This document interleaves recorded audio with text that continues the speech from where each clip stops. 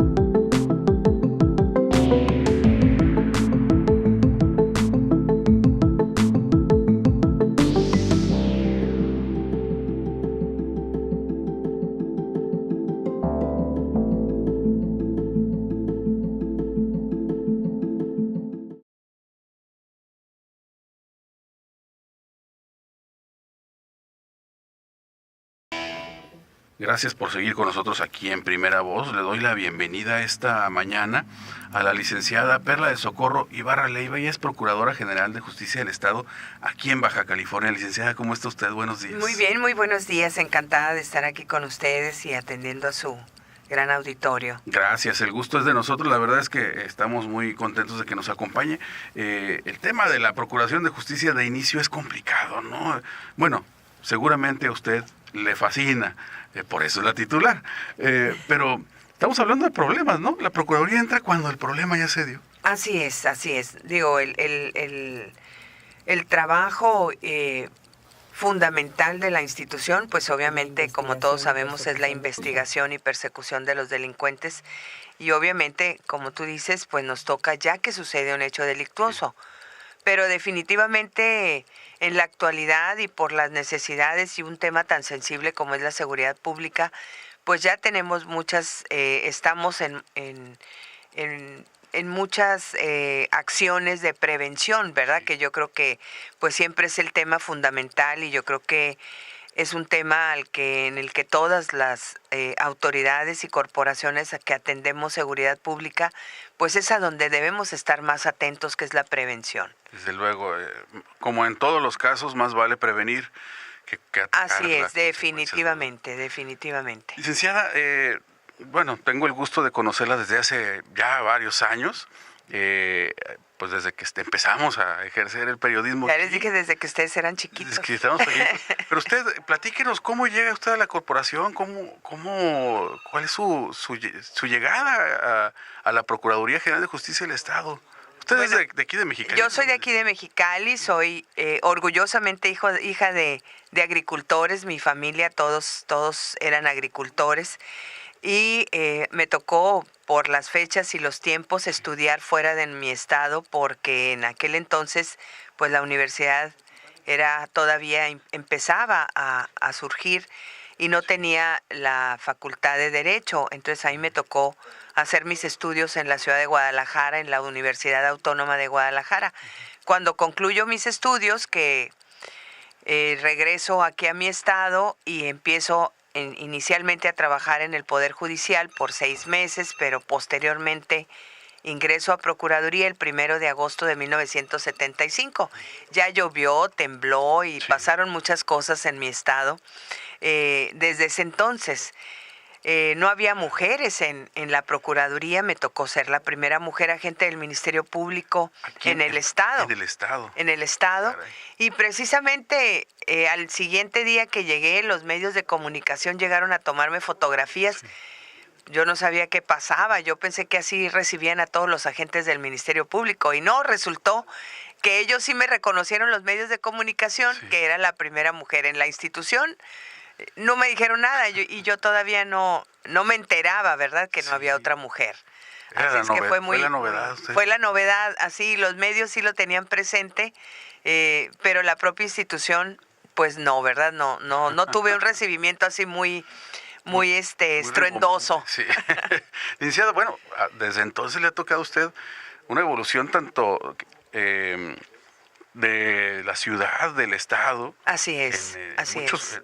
En todo el contexto, y también de la justicia, ¿no? Claro. El tema de la seguridad. Yo recuerdo, bueno, de hace 20 años, 20 y tantos años que empezamos a trabajar en esto, pues ha cambiado mucho, ha evolucionado, ¿no? Ha crecido, claro, enormemente la sociedad, con sus consecuencias también lamentables, ¿no? ¿Qué etapas usted, cómo dividiría este tiempo? ¿En qué etapas lo dividiría? Bueno, es definitivo que también tiene que ver mucho, hay muchos factores que de alguna manera pues ayudan a esta evolución, y la institución obviamente ahorita es una institución muy moderna, con personal muy certificado, y yo pudiera comentarte que cuando uno ingresaba a la Procuraduría hace pues más de 40 años, sí, yo por ejemplo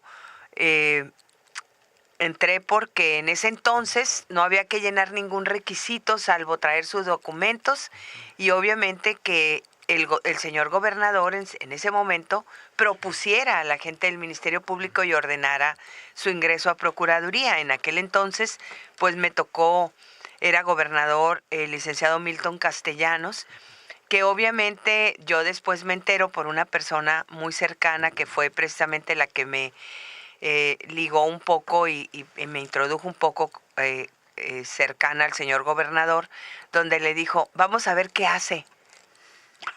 Y obviamente después tuve una comunicación muy importante y muy interesante con el señor gobernador, porque él de alguna manera le dio seguimiento a todo lo que de alguna manera vine obteniendo como producto de un trabajo a través de los años. Siempre, y eso sí lo recuerdo con mucho afecto, el licenciado Milton Castellanos y el licenciado Héctor Guerra, en cuanto yo llegaba a una nueva posición, siempre la primera llamada que recibía de felicitación era de ellos.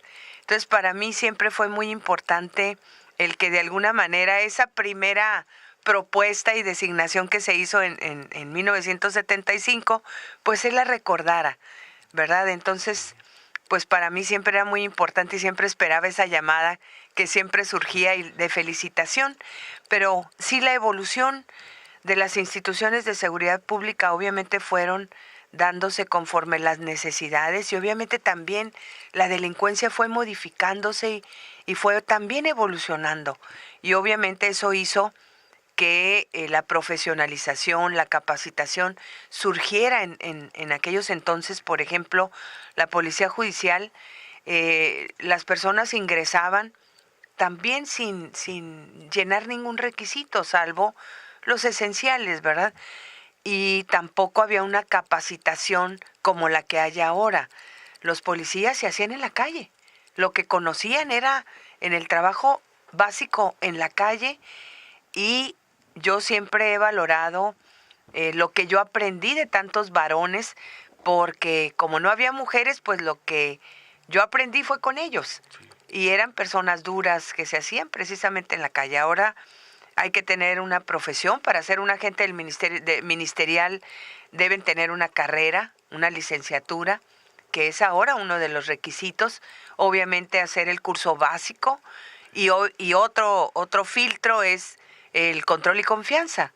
Definitivamente esa evolución ha sido necesaria precisamente porque el tipo de delincuencia y el tipo de problemática que hay, pues requiere precisamente de esa profesionalización y esa capacitación. Claro, saludo esta mañana también a nuestro subdirector editorial, Aldo Noé Pérez Ángulo. ¿Cómo está, licenciado? Buenos días. Marco, buenos días, procuradora, muchas gracias Aldo, por un asistir. gusto estar aquí contigo también. Y aprovechar, Marco, saludar a todos tus radioescuchas, a todos los seguidores de La Voz de la Frontera también, que están ahorita en vivo, y a ABC también. Vemos que ya hay gente saludando aquí ya a la procuradora. Muy bien, pues hay que mandarles un saludo también. Estamos platicando, le actualizo, con la Procuradora General de Justicia del Estado, Perla de Socorro Ibarra Leiva.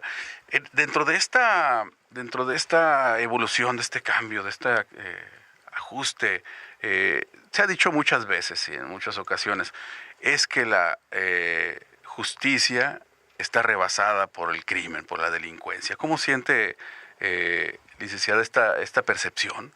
Bueno, definitivamente el esfuerzo que se hace, y yo te puedo hablar de ahorita, de la actualidad, sí, a pesar de que ahorita estábamos haciendo historia, y que obviamente esa evolución me ha tocado al 100%, todos mis espacios han sido dentro de las áreas de la justicia penal. Definitivamente las corporaciones en la actualidad lo que hacemos para fortalecernos y no estar en esas circunstancias, precisamente trabajar en coordinación y en colaboración, porque así somos más los que estamos con un mismo objetivo, que es precisamente buscar la paz y la tranquilidad del ciudadano, que eso es lo que todos queremos. Todos tenemos familias, todos de alguna manera esperamos estar en nuestro hogar, ir a nuestra escuela, al trabajo, pues de la mejor forma y de la manera más tranquila. Y definitivamente en el esfuerzo que se hace es precisamente el que nosotros trabajemos con una comunicación constante entre todas las corporaciones que estamos dedicadas a la seguridad pública. El señor gobernador, todos sabemos, él dirige el Grupo de Coordinación Baja California, que ahora se transforma con pues un nuevo gobierno, y que definitivamente seguimos en ese mismo objetivo. Y él pues ha estado muy atento, y todos lo sabemos, con iniciativas, con el trabajo a que se revise el Código de Procedimientos, la propia Constitución, para que pueda adecuarse toda nuestra normatividad a una problemática actual, que no es privativa de nuestro Estado, ¿verdad? Definitivamente casi pudiéramos decir que todos los estados en nuestra república tienen una problemática de seguridad con temas como los homicidios, con la proliferación de armas de fuego, que obviamente no solamente ingresan de la zona norte, sabemos que también hay ingreso de armas por el área sur, las fronteras sur de nuestro país, que definitivamente nos obliga a que la normatividad esté siendo revisada constantemente. Y obviamente el señor gobernador ha estado muy atento con esas reformas y ha estado muy pendiente de que pues se lleguen a buen fin. Y bueno, ahorita traemos ya un proceso con un cambio y unas adiciones al catálogo de los delitos que merecen prisión preventiva oficiosa, que es un gran logro, que no solamente fue... el señor gobernador lo llevó al seno de CONAGO, precisamente donde están todos los gobernadores, que casi, yo creo que todos tenían la misma y tienen la misma problemática con la proliferación de armas de fuego en sus estados. Ha sido una petición casi al unísono, ¿no? Así es, así es. Pues no hace mucho, hace 2 días, apenas a uno de los cantantes, ¿no? Crecer Germán, lo detuvieron junto con algunas personas con armas, y ya está fuera, simplemente como uno de los tantos casos que hay. Así ¿no? es. En ese caso, obviamente, es de competencia federal. Yo hace unos días comentaba que, él fue detenido y relacionado de un lugar donde se fabricaban adicionalmente armas de fuego. O sea, ahorita, pues la situación que se dio con la justicia federal, pues fue dejarlo en libertad por razones que obviamente pues a veces no estamos de acuerdo el Ministerio Público, tanto local como federal, pero pues nosotros tenemos que ser respetuosos de la decisión del juzgador e interponer los recursos que nosotros tenemos para que se atienda la petición que hace el Ministerio Público. Procuradora, con este nuevo sistema de justicia, ahora es más complicado para la parte acusadora, que en el caso pues en los ministerios públicos, poder llevar a alguien a un juicio y que se le determine pues un causal para poderlo hacer pagar, digamos, por la culpa, ¿no? O sea, ¿es más difícil reunir las pruebas? ¿Es más difícil llevar los casos? Definitivamente yo creo que sí, porque todavía estamos en ese proceso de cambio, en el proceso de aprendizaje, y obviamente los actores principales en este sistema, pues todavía estamos trabajando en una consolidación. No ha sido sencillo, y obviamente en la protección que hay del imputado y del debido proceso, se tiene que tener todos los datos necesarios para poder judicializar a una persona, pero aparte el Ministerio Público tiene la obligación de hacer una argumentación adecuada, y esa argumentación debe estar fortalecida con pruebas. Entonces, ahí es donde el Ministerio Público, y la responsabilidad del Ministerio Público es que el juez pueda pues aceptarle de alguna manera todo lo que lleva, y obviamente ahí tiene enfrente también a la parte, al defensor junto con el imputado, y se vuelve pues muy importante la presencia del juzgador con las argumentaciones de ambos, y obviamente nosotros estamos sujetos al criterio del juzgador, que obviamente tiene que estar basado en una normatividad. Si nosotros consideramos que no se atendió adecuadamente lo que nosotros hicimos de nuestro trabajo, pues entonces tendremos que pues interponer los recursos que sean necesarios y darle un seguimiento también adecuado. Entonces, para eso, pues también estamos en una capacitación constante y en una comunicación también con los otros actores de este sistema, y tenemos los conversatorios, que precisamente de ahí surgen soluciones precisamente para ir mejorando y fortaleciendo este sistema. No ha sido sencillo, definitivamente. Yo mentiría si diría que todo ha sido fácil, porque ha sido un cambio que no solamente atañe a la propia autoridad, sino también al ciudadano, que se ve inmerso en este proceso. Es lo que queríamos comentar, que de repente esto termina por desesperar, ¿no?, un poco al ciudadano que sufre de los diferentes delitos que hay, ¿no? Digamos el más común, el robo, ¿no? El robo en todas sus modalidades. Tuvimos aquí un accidente en cabina. Pero sí, Pero ya nos estaban robando el celular. A diferencia de otras zonas del estado, ¿no? Aquí en Mexicali, pues el robo es el más común. El robo, ¿no? Y cómo hacer que el ciudadano se sienta un poco protegido, o al menos se sienta atendido. Sabemos que no alcanzan, quisiéramos que llegara, en caso de un robo, pues el servicio pericial, ¿no?, que levantara huellas y todo eso, sí. Pero la capacidad quizás pues no es la suficiente, es lógico, ¿no? Pero ¿cómo ayudar a esa parte que el ciudadano se sienta atendido? Bueno, mira, definitivamente el robo, no solamente aquí en Mexicali, pero en todo el estado, es el delito de mayor incidencia.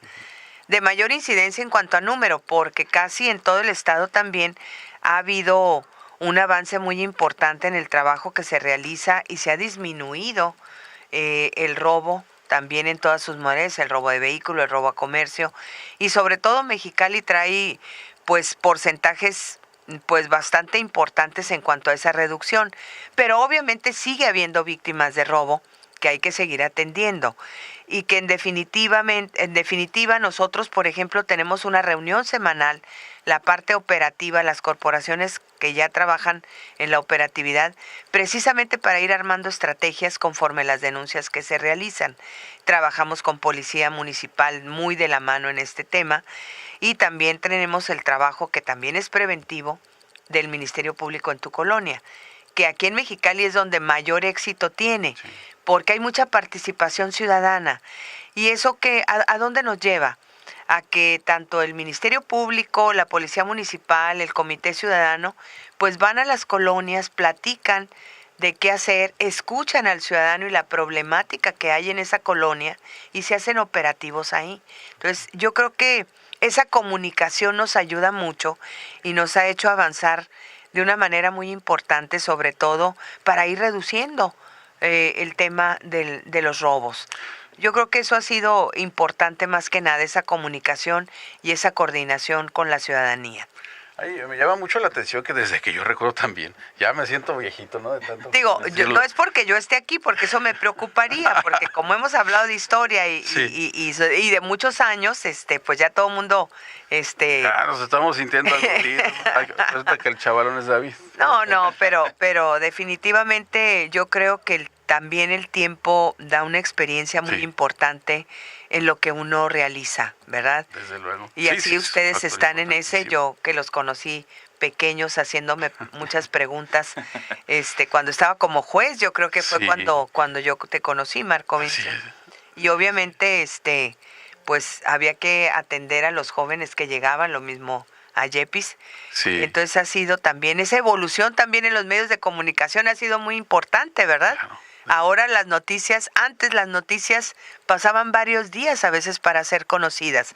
Ahorita está sucediendo el hecho y ya tenemos pues mucha información en las redes, que a veces también las redes, así como son una herramienta importante para las investigaciones, en otras veces son un problema por las gentes que con mucha irresponsabilidad las utilizan. Y se generan incluso los delitos ahí mismo, ¿no? Exactamente. Es terrible lo que Entonces, sucede. pues, los medios también han evolucionado de manera andamos, importante. Procuradora, en cifras de robo? ¿Cómo anda ahorita Mexicali particularmente? Bueno, el tema de los números en robos, yo te los pasaría en un momento para que los tengas. Ahí yo sí lo que quería más que nada puntualizar era que había una reducción importante en los robos. Hemos tenido ahí, como te digo, una tarea importante con la ciudadanía y que de alguna manera eso nos ha traído resultados positivos en los robos, ¿verdad? Y sobre todo la invitación a que se realice la denuncia. Yo les he comentado, muchas veces no queremos ir al Ministerio Público porque de alguna manera pues a lo mejor me hacen esperar, a lo mejor no me hacen dar una respuesta positiva, pero la denuncia a nosotros nos permite hacer estrategias más adecuadas y más bien dirigidas a las zonas donde hay robos. Y por ejemplo, en el robo de vehículo, si uno habla al 911, ya hay una predenuncia. A mí se me hace siempre importante recordar que esa predenuncia de alguna manera ya sirve para que las autoridades que están dentro del C4 ya tienen una información de las características del vehículo que ha sido robado. Entonces yo creo que eso es importante porque ya no en forma inmediata tiene que ir con el Ministerio Público. Claro. Ya hay una predenuncia, ¿verdad? Con los datos del vehículo, que eso es lo que más le interesa a la víctima, que el vehículo ya sea buscado en forma inmediata. Y en estas estrategias, Procuradora, donde pues digo, todavía sigue siendo una de las modalidades fuertes, a quien no le han robado la batería de su carro, ¿no? Pero ahorita me llama la atención una nueva modalidad que está haciéndose presente en Mexicali, que es el robo de las tapas de los pickups. No sé si han escuchado esa. A todos los pickups les están robando las tapas y luego los estamos viendo en Facebook. O sea, que te venden tu misma tapa, ¿no? Ese no lo tienen, ese ya como detectado como un... Bueno, tenemos detectado no solamente, bueno, el robo de tapas, el robo a veces de pequeñas partes de los vehículos. Los emblemas, ¿no? Son emblemas. Digo, siempre ha sucedido. De repente, como dices tú, hay una... boom en cuanto a un determinado tipo a veces sube, por ejemplo, el robo de algún tipo de vehículos y luego baja en ese y empieza en otro. Entonces esas características siempre surgen, como de repente hay el robo de acumuladores, que es un gran tema, ¿verdad? El robo de acumuladores de baterías, que también llegan en algún momento a ser parte de esto, pero evoluciona, no, y luego no ves es... proliferando los negocios, digo, habrá muchos muy respetables y con todo lo bajo la ley, pero muchos otros, pues los ves casi como si fuera una tienda de autoservicio en cada esquina, ¿no? Sí, Ya vendiendo las pilas, ¿no? Y hay que tener cuidado, ¿verdad? Porque también el que compra un artículo robado comete un delito. Tanto como el que lo roba, el que lo vende y el que lo compra, todos de alguna manera tienen una responsabilidad. Entonces, en las investigaciones, cuando surge el que tenemos al presunto responsable, al imputado en lo que se refiere al robo, y él nos dice, pues lo vendía a tal persona, pues esa persona también está involucrado de alguna manera. Y el que compró también. Entonces, hay que ser muy cuidadosos con ese tema, precisamente para no involucrarse y por conseguir algo barato, que obviamente si sabemos el costo real y a mí me lo están vendiendo en una cantidad muy pequeña, pues obviamente sabemos que la procedencia de ese artículo no es lícita, ¿verdad? Definitivamente.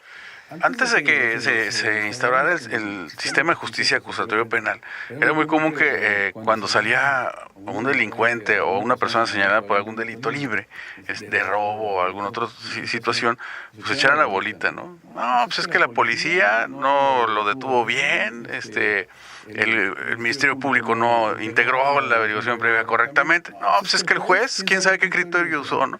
¿Cómo es ahorita la coordinación entre las corporaciones para que ya no suceda esto? Hemos evolucionado también en este tema. Bastante. Yo te mencionaba hace un rato que los conversatorios para eso nos sirven, para ir afinando criterios y homologando criterios. A veces no solamente entre los principales actores, sino entre los mismos. O sea, a lo mejor yo tengo agentes del Ministerio Público que también tienen su criterio y no se parecen a los de Tijuana o a los de Ensenada. Entonces hay reuniones precisamente para homologar esos criterios. Lo mismo sucede con el Poder Judicial. Obviamente los jueces también tienen que ir homologando criterios porque luego también hay un descontrol y uno dice, bueno, hoy me va a tocar el juez fulano y entonces tengo que hacer esto y esto, pero mañana me toca otro que lo tengo que hacer diferente porque su criterio no es igual al que me atendió hoy. Entonces también entre el Poder Judicial, pues ellos tienen en forma interna el que buscar esa homologación. Y los conversatorios para eso no sirve, porque ahí el Ministerio Público le puede decir al coordinador de jueces, nos está pasando esta situación, ¿cómo lo resolvemos? Entonces esa comunicación es muy importante. Y aparte, nosotros, por ejemplo, movemos a los agentes del Ministerio Público para que estén en diferentes municipios, de alguna manera haciendo una capacitación muy real, ¿verdad? No solamente de plática, sino hay que llevarlos para que estén atentos a cómo resuelve un juzgador o cómo resuelve otro. Y yo creo que ese es lo más importante, es la comunicación. En este tema y en muchos otros, el recurso económico, el presupuesto jamás va a alcanzar, ¿no? Sin embargo, además de eso, ¿cuáles son los retos para la Procuraduría? ¿Cómo vería usted, licenciada, en un futuro, cómo quisiera ver a la Procuraduría en un futuro? Bueno, yo creo que el mayor reto que tiene la institución es que el ciudadano tenga confianza en ella. Yo creo que ese es el mayor reto, ¿verdad? Y creo que debemos continuar con la profesionalización, la capacitación, porque este sistema nos lleva precisamente a tener gente con ese nivel, ¿verdad? A tener una policía certificada, una policía científica, que ahí debemos llegar. Entonces, todavía nos falta mucho en ese tema. Hemos avanzado mucho en ambos porque pues los policías siguen en curso, siguen atentos precisamente a esa capacitación y actualización. Los peritos han estado dentro del programa de EasyTap, por siglas en inglés, que es un programa dependiente del Departamento de Justicia de Estados Unidos y que lo trabajamos directamente con la Embajada de Estados Unidos y donde ya llevamos certificados los laboratorios de la Procuraduría y obviamente a los propios peritos. ¿Para qué es esto? Pues obviamente para trabajar con estándares internacionales y eso nos lleva a que el ciudadano tenga confianza en lo que hace el área de servicios periciales. Entonces, hemos ido avanzando y yo creo que en este quinto año en este ya pues último año de la administración, podemos decir que vamos a dejar una procuraduría con avances tecnológicos muy importantes, con personal más profesional, mejor capacitado, pero que no puede quedarse ahí, tiene que seguir avanzando en el trabajo y en la actualización, porque eso nos lleva a lo primero que les decía, a que la confianza de la ciudadanía pues la tenga completa la institución. Procuradora, recientemente, hace unos días, presentó su renuncia el secretario de Seguridad Pública por algunas razones de salud. ¿No sería este un momento idóneo, digamos, para avanzar en el tema de la fiscalía en el estado? Pues ya sabemos que en otros lugares, no, otros estados del país, ya se implementó el tema de la fiscalía. ¿No sería tiempo también de que ya se implementara en Baja California? Bueno, yo tengo conocimiento que ya hay una iniciativa en el Congreso precisamente para para el análisis de la Constitución de la Fiscalía General, porque obviamente, bueno, tiene que llegar nuestro estado a esa evolución dentro de la Procuración de Justicia y que, bueno, pues tendríamos que estar atentos a pues al resultado que haya dentro del Congreso. Pero yo tengo conocimiento que la iniciativa ya está dentro y está siendo analizada ya por los señores diputados. Entonces sí es necesario porque obviamente la Fiscalía, según ya la normatividad federal que hay, pues esta va a tener una evolución muy importante en cuanto a su autonomía, ¿verdad? E independencia. Ahí tenemos que llegar definitivamente. El tema de la corrupción es un tema siempre bien escabroso y permanente, ¿no? O sea, está presente no nada más en el ámbito de seguridad y procuración de la justicia, sino en todos los ámbitos, por desgracia. ¿Cómo valora usted? ¿Se ha avanzado contra este mal que nos aqueja? Hemos visto que el mensaje del presidente, incluso Andrés Manuel López Obrador, va muy dirigido al combate de la corrupción. ¿La Procuraduría cómo lo acoge y cómo lo ha estado combatiendo? Pues Sí, mira, aquí también es importante a mí, el señor gobernador siempre está pendiente de cualquier situación que surja en cuanto a los servidores públicos de la institución. Nosotros, a través del área de la visitaduría, que atiende dos áreas. El seguimiento al personal que tiene que ir al control y confianza, que es un área que tiene la Secretaría de Seguridad Pública, donde todos van ahí, menos yo tengo que ir a México a los exámenes de control y confianza, pero el resto de los servidores públicos va a la Secretaría de Seguridad Pública a hacer su C3. Y entre la visitaduría, nosotros recibimos ahí las denuncias y las quejas del ciudadano en cuanto al servicio que nosotros otorgamos o alguna falta que haya cometido un servidor público. Yo puedo comentarte, por ejemplo, el año pasado, en el 2018, se dieron de baja 6 policías ministeriales y un agente del Ministerio Público, que obviamente, bueno, fue precisamente por circunstancias de faltas en cuanto a su responsabilidad. Y obviamente también personal suspendido por la propia visitaduría, precisamente por también faltas o quejas que presenta el ciudadano. La visitaduría hace un recorrido a todas las unidades de investigación y a todas las áreas para hacer acciones preventivas y obviamente acciones correctivas. Y eso lo hacemos de manera constante. Esa es la obligación que tiene el área de la visitaduría, que funciona de esa manera. Y obviamente el seguimiento al personal que no pasa el control y confianza, que es todo un proceso administrativo que determina en su momento la Comisión de Honor y Justicia de la institución, porque el no pasar el control y confianza pues es un requisito de permanencia para el servidor público. Y entonces pues en ese trabajo estamos todo el año, ¿verdad? Y obviamente es otra tarea que tiene el área de visitaduría.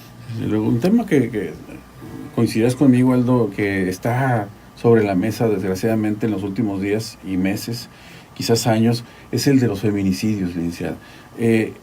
Con la Procuraduría, ¿cuáles son las cifras que tiene, sobre todo en cuanto a evitar la impunidad, ¿no?, en estos casos? Sí, nosotros el año pasado judicializamos en todo el estado 25 privaciones de la vida de una mujer como feminicidios. Y obviamente es un tema que nosotros estamos muy atentos. Por ejemplo, en Tijuana, donde hay el mayor número de muertes de mujeres, dividimos la unidad de investigación y precisamente está la que atiende sistema tradicional, un área que tiene agentes del Ministerio Público y Policía, la que atiende el nuevo sistema, pero esa se divide y tenemos un área que atiende exclusivamente muertes de mujeres. Toda una muerte de mujer se investiga a través del protocolo de feminicidios, precisamente para darle solidez a una investigación que se está realizando.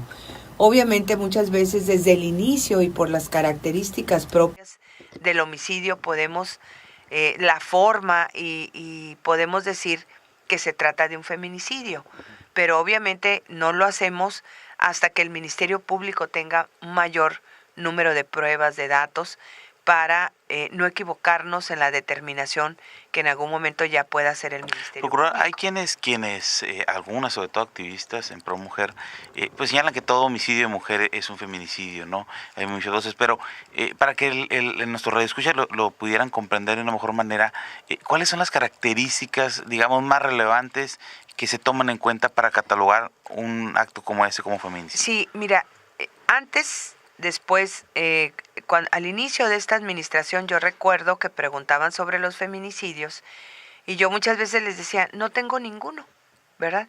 Precisamente porque las características y las hipótesis que manejaba el Código Penal no le daban al Ministerio Público una manera fácil de probar, porque es el matar a una mujer, privar de la vida a una mujer por el solo hecho de ser mujer. Y las hipótesis que manejaba ahí eran tan subjetivas que no era posible para el Ministerio Público comprobarlo. Vino una legislatura donde las diputadas se dieron a la tarea, y lo vieron precisamente conmigo, el platicar qué pasaba, qué sucedía y por qué no había feminicidios. Entonces entramos precisamente al análisis de la normatividad y entonces hubo una reforma donde ya hubo diferentes hipótesis, ya que el Ministerio Público sí podía de alguna manera comprobar con mayor facilidad. Y entonces vino el que, por ejemplo, la muerte la ocasiona la pareja sentimental de la víctima, el que la forma y la forma de muerte de la mujer, porque muchas veces, sí es cierto, la muerte de una mujer es todavía más agresiva, más dañina para el propio cuerpo de la mujer, donde haya una relación de tipo laboral en alguna circunstancia, la forma, el abandono que puede haber sido del cuerpo de la víctima. Entonces son hipótesis que ya son más sencillas para el Ministerio Público, el tipo de mutilación que pueda tener el cuerpo de la víctima. Todas esas son hipótesis que de alguna forma también nos lleva a poder acreditar esto, pero sigue siendo lo fundamental, es la muerte de la mujer por el hecho de ser mujer, ¿verdad? Licenciada, pues el tiempo se nos fue volando, la verdad, ha sido una plática muy interesante. ¿Termina la administración la procuradora? La pregunta del millón. La pregunta del millón, pues yo estoy sujeta y obviamente yo les mencionaba ahorita que hay una iniciativa en proceso y obviamente tendremos que ver pues cómo se va a resolver y cuáles van a ser sus transitorios y cómo va a quedar la posición de quien actualmente ocupa el cargo, ¿verdad? Y obviamente, bueno, pues estamos en espera de que esto suceda, si sucede, y obviamente nosotros tendremos que tomar las determinaciones que correspondan, ¿verdad? Eso es definitivo. La transición para quien está en el cargo no se va a dar como tal, ¿verdad? Lo hemos visto y obviamente ha sido un gran tema que a lo mejor ha sucedido en otros estados. Entonces, pues tendremos que ver el cómo se va a desarrollar conforme se resuelva en la normatividad que están analizando los señores y señoras. ¿Sí le gustaría ser fiscal, procurador? Pues mira... ¿Ya fue la primera Ministerio Público? Sí, Baja digo, California, digo, que no sea la primera. Yo creo que hay algo muy importante para mí que yo se lo agradezco al señor gobernador porque sé que es una persona que tiene confianza en el trabajo de las mujeres y yo creo que lo ha demostrado con las designaciones que hizo desde el inicio de la administración y que para mí fue realmente un honor que pues que pensara en mí para ocupar esta importante y sobre todo de tanta responsabilidad. Pues me tocó ya ser la primera procuradora en el estado, que yo creo que para mí, pues sigo siendo y voy a seguir siendo parte de una historia, ¿verdad? Y yo creo que eso ha sido importante para mí. La transición a fiscalía, pues ya de alguna manera, pues ya me tocó algo, y voy a ser la última en ese proceso y en ese cambio de procuradores, ¿verdad? Quizás sí es cierto, eso fue la primera y voy a ser la última, ¿no? Entonces, pues yo creo que el honor en cuanto a este tema y mi agradecimiento al señor gobernador por esa distinción y que bueno, mi trabajo pues lo va a evaluar la ciudadanía, nadie más, ¿verdad?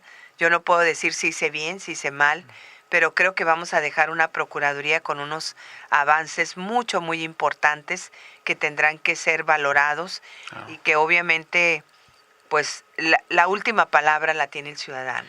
Bueno, procurador, muy agradecida con usted por esta oportunidad. Gracias, yo quiero extenderle saludo a nuestra directora regional, Sonia Maide Sepúlveda, quien además estuvo siguiendo la transmisión, Marco, como siempre, la transmisión en vivo y pues...